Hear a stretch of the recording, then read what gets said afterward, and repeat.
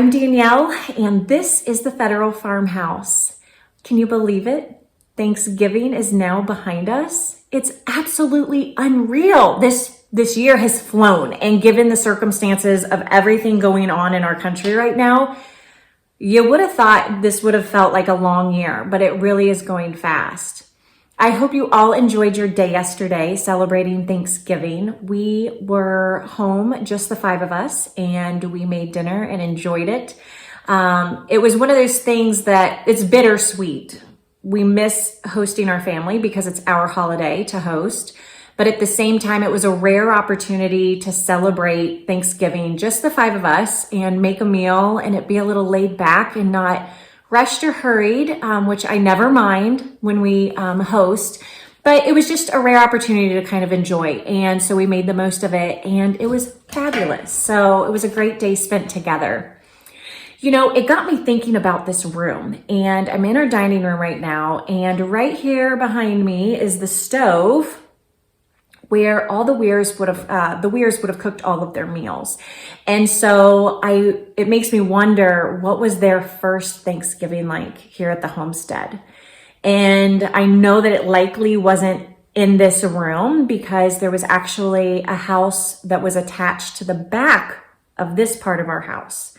So that house is no longer here. But if you go out back and you look at the side of the house with the brick, you'll see a roof line of the old house.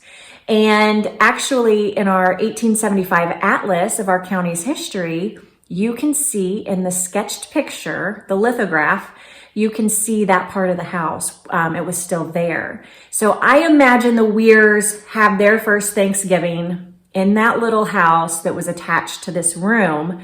And that years later they got to enjoy, in 1837 was probably one of their first Thanksgivings that they enjoyed in this room. And it's just, I wonder what they had for dinner, you know, if only these walls could talk. It's just amazing. It's neat to think about. And that's the thing about living in a historic home, is that you learn of these stories and it just makes you appreciate everything about your home that much more. And so there's a lot to be thankful for this year. Our health, being able to work on our home now, since we have our garage back after we had the fire the other year. And it's allowed us to do a lot of things. Here at the homestead, it was a really great year of doing odds and ends that we really wanted to get done. And we felt like we were very productive. And the past couple years that we've been here, it's only been 2.5 years.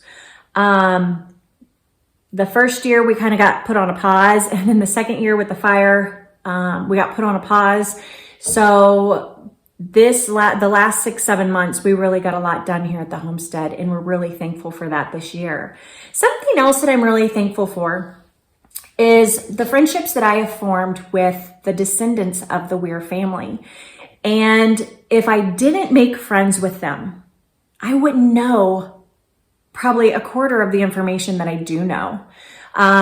They have shared photos and stories and memories, and hearing those things and kind of becoming a part of their family history has been such a wonderful experience and a wonderful thing. And it makes me really happy that I'm able to share their family's home with all of you, because this house is awesome and it has such history and beauty to it, and it's definitely worth sharing. And I feel like since the long ago years in the 1800s, when this home was known and the family was known and the house was, you know, probably a very prominent landmark, that it kind of disappeared. It fell off the map and had maybe been forgotten. So being able to share the home's history has really been a blessing. And I wanted to share with you something that was shared with me from the Wehrs.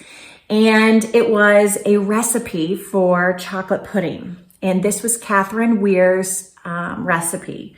And check out what a friend made for me. So this is Catherine's writing. And so I'll hold it up a little bit closer. How cool is that? Mom's chocolate pudding. And so anyways, I had a friend contact me and she wanted to do a little project, and she took all this great time putting this recipe on this canvas for us. And what's even more cool, upstairs when we were working in this little room above us, we were scraping the ceilings, and when I was scraping a piece off, I saw handwriting, and it happened to be Catherine Wehr's handwriting. And I took a picture of it, and my friend included her handwriting, Catherine's, on her actual recipe that was her mom's. And so having bits and pieces of the Wehrs in our home, such as this recipe that I have over here on the shelf, it really makes it special. And old home lovers and old home owners will get that sometimes when you recognize a home's past and you kind of put the past back into the home, the house kind of comes alive and it just becomes this warm and welcoming place. And it just makes living here feel right when you have bits and pieces of the past. I just wanted to share that with you today. I'm excited for the weekend. We are tree hunting and we're going to celebrate tonight the season ahead by watching movies, Christmas movies, and having pizza and starting to deck our halls. So we will be very busy this weekend, but I hope that you all have a fantastic weekend. And I look forward to seeing you next week here at the Federal Farmhouse.